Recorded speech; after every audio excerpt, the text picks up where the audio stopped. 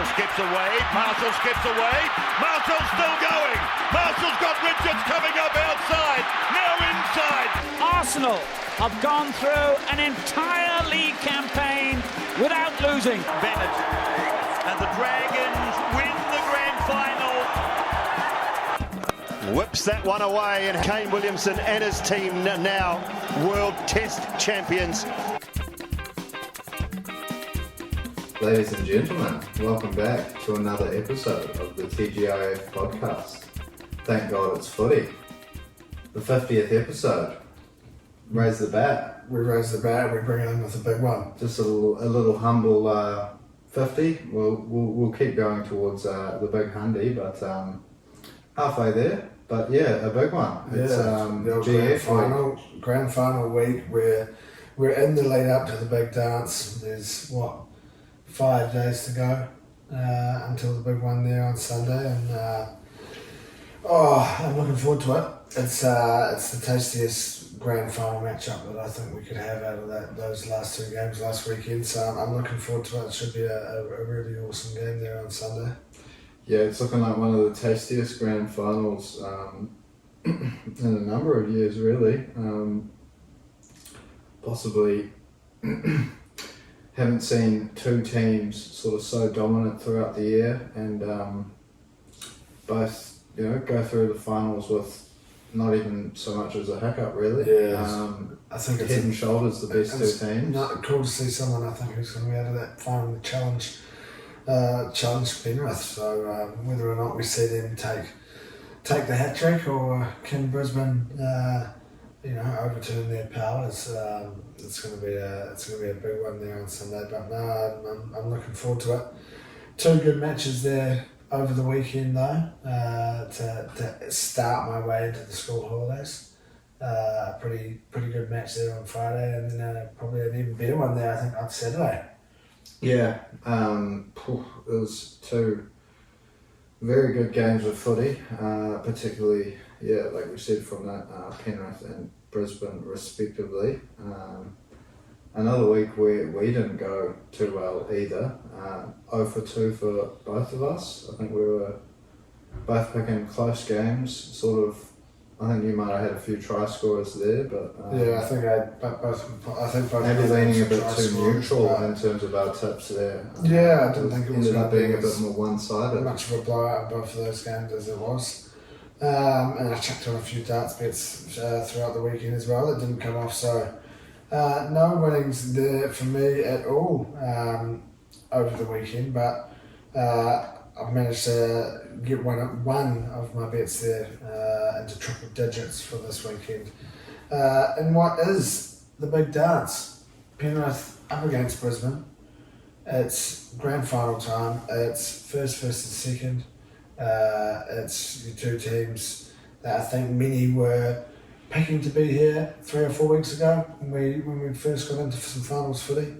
And yeah, like I said before, probably the tastiest of a matchup that we could get in terms of a grand final matchup.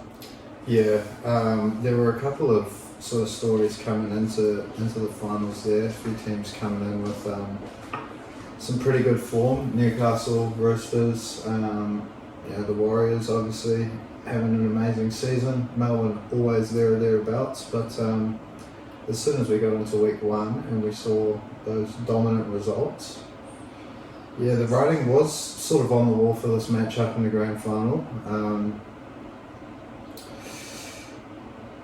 What can you say, really? Penrith coming in with a 34-point win, and Brisbane coming in off the back of a 30-point win, albeit 6 of those points very controversial off the back of that Reece Walsh forward pass, but both teams very convincing. Yeah, two huge wins, like I said, they're very convincing. Sad to say for the other teams, but sort of just making up the numbers. Yeah, a little bit of that. I think the Warriors were definitely in that game there up against the Broncos for longer than the Storm were. Obviously, like you said, there was that forward pass incident there where the game had sort of hit a little flat patch. Do I think the Warriors go on and win it if that try isn't allowed? Probably not. But I don't think it's a huge. Well, it's a huge momentum swing. Yeah. I don't think it's a 30-point. Definitely don't think it's a 30-point win there. You know, I think it's 12 closer points to behind. You're a bit more closer to hopeful. 10 or something like that. But I didn't see. I don't think the Warriors were defensively good enough in that game to say that they deserved to make it through. I think there was too many times that Brisbane just went straight through the middle. Too easily almost. Yeah, so I don't think the Warriors deserve to make it. I definitely think hard done by in terms of that try and the end score. But I do think Brisbane fair winners there, definitely deserve it. And then the same there with Brisbane with Penrith. Obviously Justin Owen crossing the try there for one consolation try for the Storm. But Penrith, rolling through. And like you said, 32 points there, so another huge win. It's definitely teed up to be a pretty tasty looking one this weekend. You've got 16 points conceded there, and was that 38 or 36? 38. 38. So that's an 80 points scored. Yeah, it could be something, up in the high 30s. It could be 12-8 the final score, with through two defences like that. Yeah, it's hard to say. Penrith, they've been head and shoulders above everyone defensively. But it's probably also fair to say that Brisbane have probably been the best attacking side all year. Particularly the way Reynolds has stepped up to another level. Ezra Mam, Reece Walsh, these guys are becoming superstars before our eyes, and add the outside backs into it, and those guys all have plenty of X factor, plenty of oomph, everything you're looking for really in outside backs. And then you come to their forwards, and that 1-2 punch combo of Haas-Carrigan, it goes down pretty well when you've got a few other wily, experienced campaigners. You've got Kurt Capewell, a couple other young hot forwards coming through, Jordan Ricky, and then there's no need to go too deep into the Penrith side. We know how much of a superstar-filled lineup they have. Yeah, obviously. Led by Nathan Cleary. Strengthened again with Luai coming back last week. Didn't really look like he'd been out for too long. No, I didn't think he really. Obviously, he hadn't been out for too long, but it didn't really look like he'd been out. I didn't really think he missed too much of a beat, but also didn't really possibly have the impact that he normally would in a game. Hard to say, obviously, in a prelim final, you're coming up against the Melbourne Storm. It's a different kettle of fish compared to coming back and dicking the Tigers or the Bulldogs or the Dragons in the middle of the season.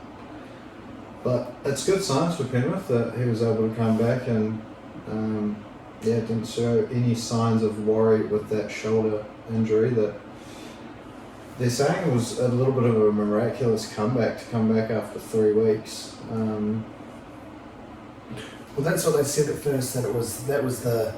We said it last week. That was the least. That was the least. That was the minimum. That he could come. That he'd be out for. But it is pretty gnarly seeing him come back. So quick like that. Especially when we saw what the injury looked like when it first happened. So it looked like a pretty sore one, and looked like he could have been out for a lot longer than that. We know what those types of injuries can be like. So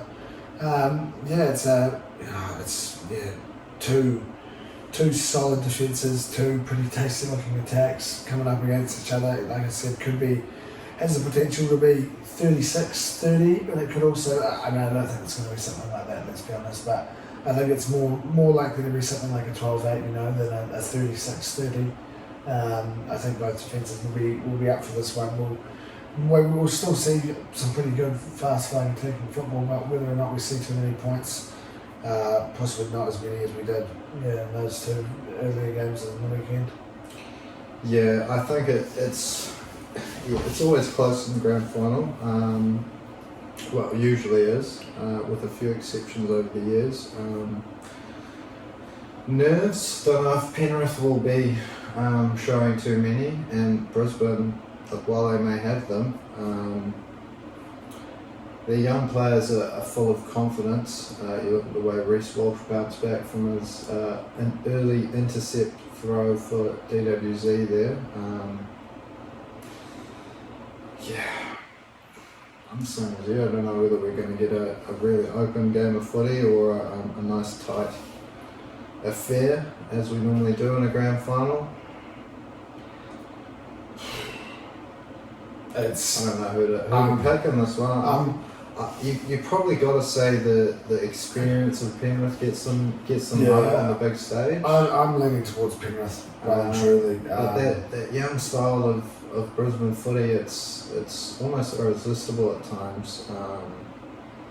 You know, if Reece Walsh does get a little bit of time and space to show his speed, I don't know if Penrith, you know, they're good defensively, but the way he's been tearing up the NRL this year, if they don't shut down his time and space, it could be a tough one for Penrith. Brisbane could see themselves home. But yeah, like I said, I have to say that experience has got me leaning towards Penrith. Yeah, I've got to say I'm leaning towards Penrith. It's as much as I don't want to see them go and win 3 on the trot. I'd love to see Brisbane go out there and sort of break this streak that they've managed to get on.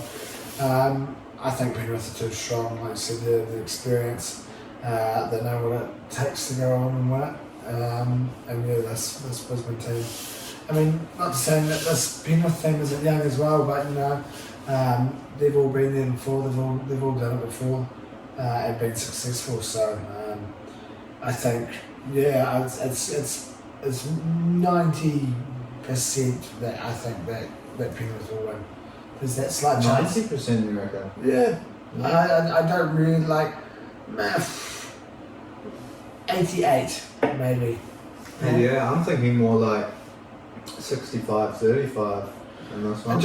I mean, yeah, 88 might be a little bit. Yeah, maybe I'll drop. We'll go down to like an 83. We'll give Brisbane a little bit more credit, but I just do think that that experience, that knowing what it takes to go on and win a grand final, and that defence that we've seen, you know, throughout this season has been pretty immense.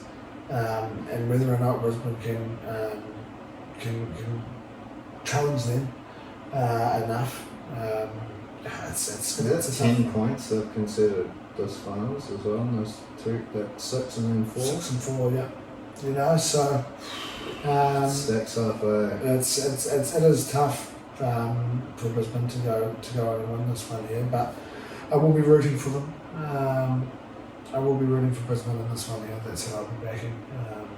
It'd be nice to see someone else win, mix it up a little bit, break the streak. And it's the way I've gone for my first bet. We've gone for two this week. Yeah, I mean, there's only one game. We've got to give you a couple of chances. If one of them comes off, I get ahead of you. Yeah, if one of them, that's why I'm a little bit perplexed. But I mean, save you a little bit of face. If the other one does come off. But yeah, I don't really know why I've gone. Now I think about it, gone like that for this one here. But it does. It just gives me a little. Yeah, it's actually just a waste of time. But Penrith, this is, I guess, what I'm thinking. It's more of like a head. It's more of like if you're thinking what do I actually think is going to happen.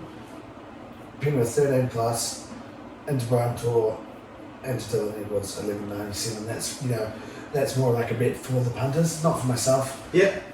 For the people. I've gone on it. I have gone on it, but so I could have just thrown my money away if the other one was to come off. But that's the first one, just under $12. Penrith $13 plus into Brian Tor Edwards. Your first one? Penrith 1-12 into Cleary and Reece Walsh, the 2 star men, the 2 headliners for their respective sides, both to cross the stripe, and it's going to get you a juicy $37.62. Get on it if you It's want. not bad at all. Yeah, I mean, Cleary and Walsh both across the stripe into a Penrith win. You're thinking possibly comes off. When I saw the odds now, I thought that was quite good. Quite surprising that that's coming quite high. coming my way. Not as high, not as big as the next one. I'm going to let you jump in here with bet number 2. Yeah, I We'll think finish that's there with the mine. logical order. I've gone. This one's just 4 throws at the dartboard, really. 3 wingers and a big back rower to cross the stripe. Brian To'o, Taruva, Selwyn Cobbo and Liam Martin all to cross the stripe there for you. $43.79. Let's hope for a nice open attacking game of footy. Spread the ball out to the wings. Get it out to the wings, yeah. And then maybe a little short ball to throw things up once you've scored those tries out wide and you've got the defence sliding. Yeah. Straighten it up to Liam Martin. We're on the money, baby. Yeah, no, I like it. Now I've gone just for that, on that off chance here that Brisbane do pull off this win. I don't think they're going to be pulling off any 13 pluses, so I've gone for them 1 to 12. And I've chucked in 4 try scorers here. Yeah, that's Pretty much picking the game nearly. Brisbane 1 to 12. Brian To'o, Jerome Luai, Reece Walsh and Tony Staggs all across the try line. 2 from Brisbane, 2 there for Penrith. It's going to get you $372.09. And I believe that was before boosting it, I think. So some pretty tasty looking value there. But that is the end of the season. Well, obviously we got to get into that final there. We've said goodbye to the last 2 teams that we say goodbye to before the final in terms of the Storm and the Warriors. But yeah, we've got the big dance to get into this weekend, and then we'll over the off season, I guess, give you a little bit of a review, of the season for each team. I guess more or less see maybe like a little bit of like a report card sort of system, Yeah, that's what I'm thinking. Just see who's been top of the class, see who needs some big improvements there for next year. But before then, we've got to get in through this weekend. Got a bit of test footy on the horizon as well. We do. We've got some international footy as well afterwards, which will be good to get into. But we've also got a bit of round ball. Obviously, the round ball footy back in full swing around the international break, and we've had two big games gone by over the last week or so. Return to Champions League action. What better person to score our first Champions League goal than Bukayo Saka? Yeah. I thought that was an awesome thing to see. But a 4-0 win, a nice steady performance there on that one, I thought. Yeah, a lot of talk around Arsenal and what they were able to do on Wednesday night over there, Thursday morning in the Champions League. Or Tuesday night over there, Wednesday morning? Wednesday morning here, I believe. Yeah. Wednesday morning. Okay. It was a great performance. 4 goals. Saka, like you said, first goal scorer, couldn't have been any more fitting. The boy from Harrow End. Yes, thought we saw some really good performances. Jesus up top played really well on his first start since that injury. What else did we see? We thought Kai Havertz had a reasonably decent game. Another clean sheet there from Raya as well, which led many to believe he'd be taking that number 1 spot there off Rammers. Yeah, it's been a very big talking point. Interesting to see that Arteta's made the change there. He's obviously seen something in David Raya that he really likes over Ramsdale, particularly in recent weeks. So like you said, why bring him in online if we're not going to play him? Yeah, interesting to see if Ramsdale does manage to make his way back into the lineup, because we did have another game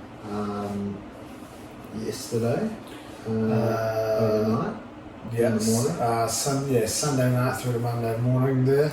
The big one, obviously, the North London derby, and Ramsdale found himself on the bench again. Yeah, watching Ryan concede 2 in the end in a 2-2 draw. I thought the game was a little bit of a game of 2 hours. I thought the first half we were really dominant. I thought Saka absolutely was destroying Udogie there on the wing there. I thought he was going to get a red card. Once he got that first yellow, I thought that was him gone. If I was Saka, I just would have got at him for the rest of the game, and he would have been gone by half time surely. But yeah, I thought we were really dominant in that first half, and then second half came, and I thought we were just complete opposite, to be fair.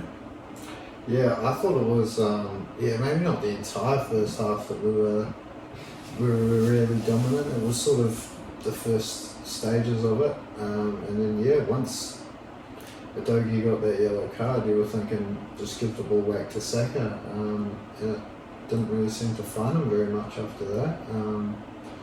Scored his goal, which was pretty lucky, I suppose. Big deflection, own goal that went down. Own goal for Romero there in the end. For Romero, another lucky goal for a handball, and 2 goals conceded, which it's obviously hard to point fingers, but it's big moments in games where Maddison goes by his defender. The Arsenal players just sort of switch off for a moment, thinking the ball's going out, and Son's too quick, comes in and scores that first goal, and not really too much you need to say about that second goal that probably hasn't already been said. Yeah. It's one of those things up there for Spurs. Jorginho coming on there. It's just play the fucking ball a bit quicker, really. Very, very slow on the ball. Had nearly got caught out a few more times after that as well. So that was not the nicest when you're considering a goal like that just after scoring yourself. But then after that, sort of, we just didn't really seem to scare them at all, really, I thought. Once it was 2-2, I think both teams were a little bit more, what's the word? I don't want to say composed. I don't know what they were very composed. I don't know what the word is, I guess more on the back foot, happy with the draw, happy with the point, maybe. Yeah, conservative, I suppose. Conservative. Maybe. That's the word, not composed. Particularly Tottenham. I thought we gave it a good crack, but just wasn't, the quality just definitely wasn't there. I thought it was one of Ødegaard's most absent sort of games in a Arsenal very jersey. quiet. Didn't really notice him too much. Tough on Eddie, but also very similar up top. Didn't really seem to offer as much as Jesus did in midweek, going down the middle, which it's obviously tough to say, tough to question Arteta and his decision making, but bizarre one to leave Reece Nelson on the bench and play Jesus down the wing there. Yeah, real weird. But perhaps it was a needs must, Arteta was thinking. Trossard and Martinelli injured, but just don't understand. Reece was sitting there on the bench, so was Smith Rowe, but I suppose it's very difficult to question Arteta when he's done so well. But another one that sort of feels like a loss, even though feels like a loss, even though we got the point. 100%. Same with that Fulham game earlier in the year. I think to even challenge City, you've got to get 90 points, and look, still unbeaten, which is a good thing, but a couple of draws from our first 6. Don't really want to be going along at that strike rate for the rest of the year, because City will just keep pushing clearer and clearer, and the title race will be over by February or March. So no one April or May. So we're just going to keep capitalising ideally and keep getting some wins. But who have we got up next this weekend? I believe Bournemouth. we've got a cup game first, don't we? Thursday morning. I think it's Thursday morning. We've got Carabao Cup. Is that Brentford Thursday morning, and then we play Sunday 3 a.m. Bournemouth. okay? So Brentford in the cup, and then Bournemouth. So we may see a slight mixture of a team then possibly there Thursday morning for the cup game. Yeah. Will we see Ramsdale return? We may see Rams. I want to see Elneny get a start. Shout out Elneny, their name on the bench. Yeah, look, we're hopefully Declan Rice isn't.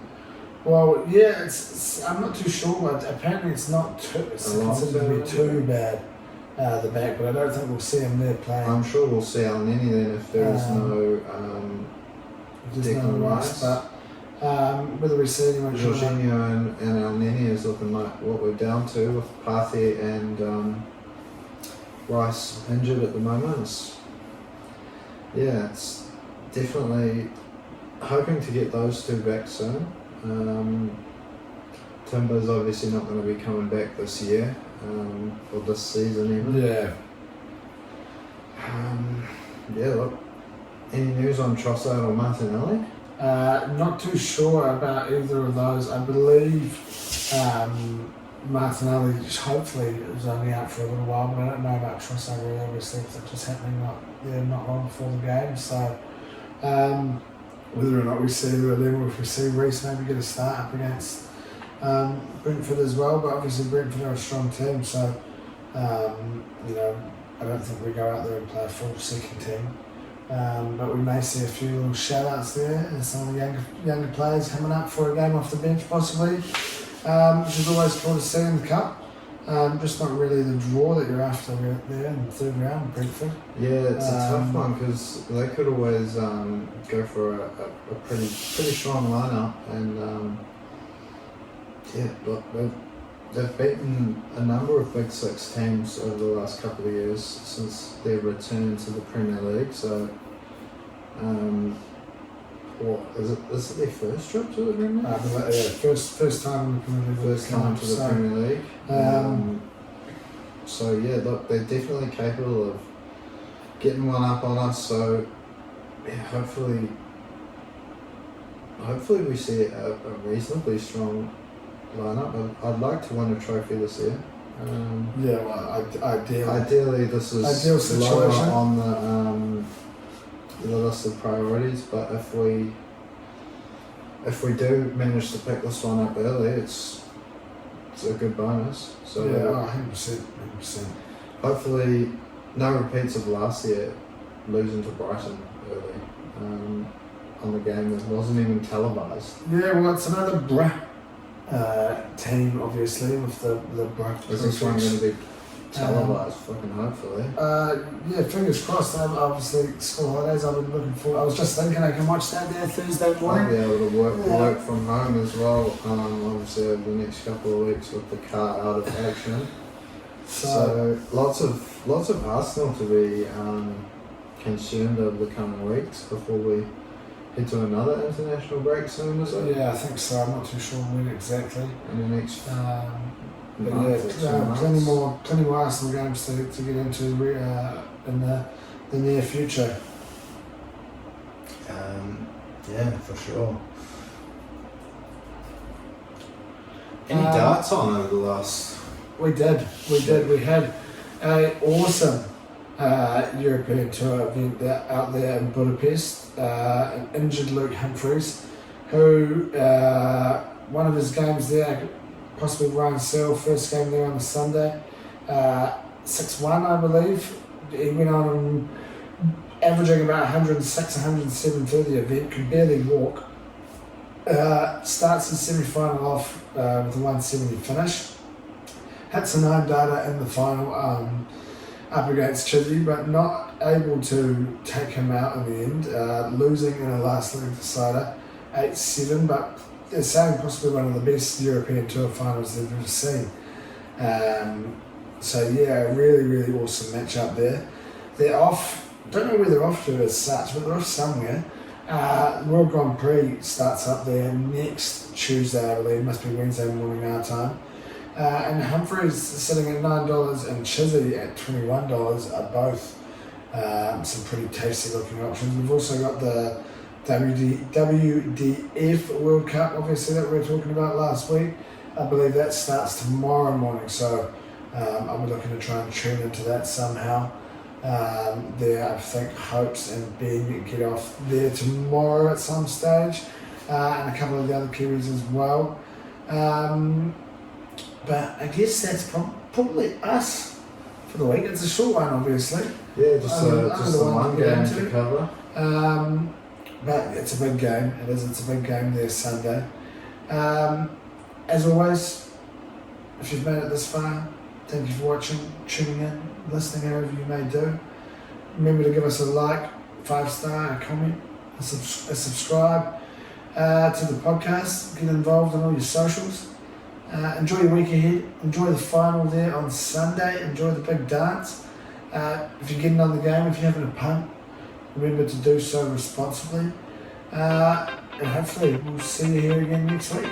Sounds good to me. We'll see you then. Ciao. Marshall skips away. Marshall skips away. Marshall's still going. Marshall's got Richards coming up outside. Now inside. Arsenal have gone through an entire league campaign without losing. Bennett and the Dragons win the grand final. Whips that one away, and Kane Williamson and his team now World Test champions.